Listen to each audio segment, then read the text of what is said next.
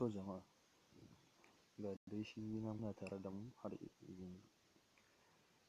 Yanzu za mu nuna inda za mu yi routing ne na waya. A sanin ku routing na waya yana da amfani kala-kala a waya. Akwai application da yawa wanda ba za su ɗauki root ba. Ga wanda ba su da wani application ba dole sai waya tana da root. Shi menene amfanin wannan root ɗin? Yanzu kamar akwai abubuwa da muke yin su na application da muke son su na Android, in muka zo sa su za su ce suna neman root permission, to dole sai mu yi. Kuma wannan root akwai application kala-kala da suke yin wannan routing ɗin. Akwai application kawai da za ka sa na cikin Android zai maka routing. Akwai kuma wanda dolen ka sai ka yi ta cikin system, wato laptop ko ace system ko wani makamancin haka. To, a misali dai muna da abubuwa kala-kala wanda ake routing. A misali kun ga muna iya routing da Prama root, muna iya yin routing da B root, muna iya routing da I root, muna iya routing da Kingo root, muna iya routing da King root. Akwai bambanci tsakanin Kingo root da King root.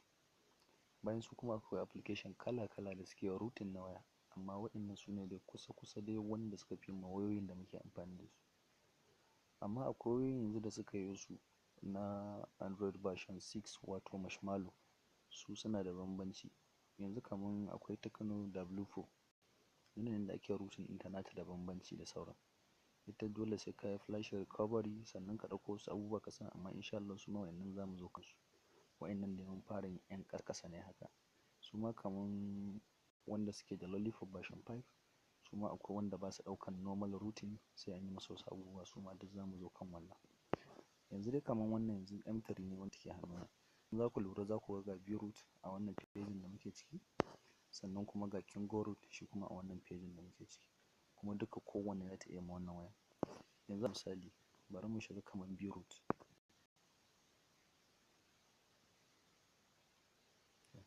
Kamar yadda kuke gani ga B root ɗin mu ya buɗo ciki. In za ku lura ga shi muna da root, muna da powerful clean, muna da sys application clean, muna da boot speed. To, one key root ga shi nan a sama, za ku gani shi ne na farko ɓarayin hagu. Za mu danna shi. In muka danna shi zai kawo mana model na waya da phone brand da system version duka. Za ku ga one key root. Yanzu kaman wayan nan saboda tana da routing shi ya sa ta nuna wannan green ɗin. Amma wata ma ko ba ta da routing tana nuna green ɗin. To in ka danna shi shine zai ka running, zai checking the root abin nan. Amma kaman wannan shi kin root.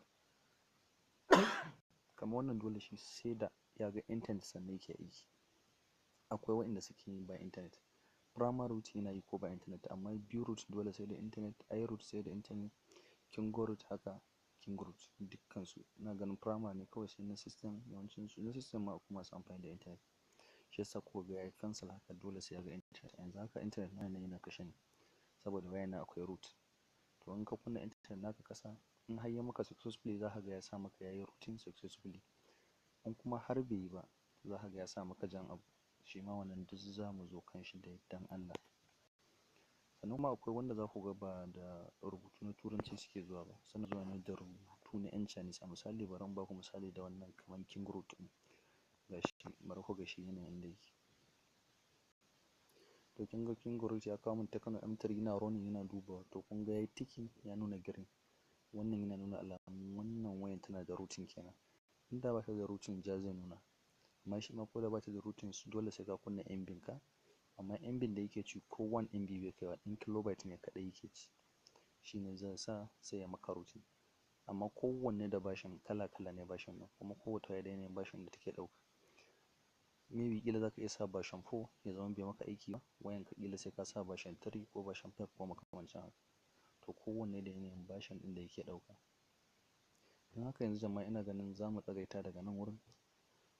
Sai kuma mun haɗa a routing kashi na biyu. Wannan routing kashi na ɗaya kenan. Da dai ba mu riga mun yi routing ɗin ba ne. Mun nuna alamun inda ake yin routing ne da kuma amfanin yin routing ɗin. Insha Allahu a kashi na biyu za mu nuna yanayin inda za a yi routing gaba ɗaya, da yanayin inda routing ɗin yake zuwa, da in ya ɗauka inda zai nuna, da in ma bai ɗauka ba inda zai nuna, da inda za ka duba wayanka routing ya yi ko routing bai yi ba. Allah saka da alheri.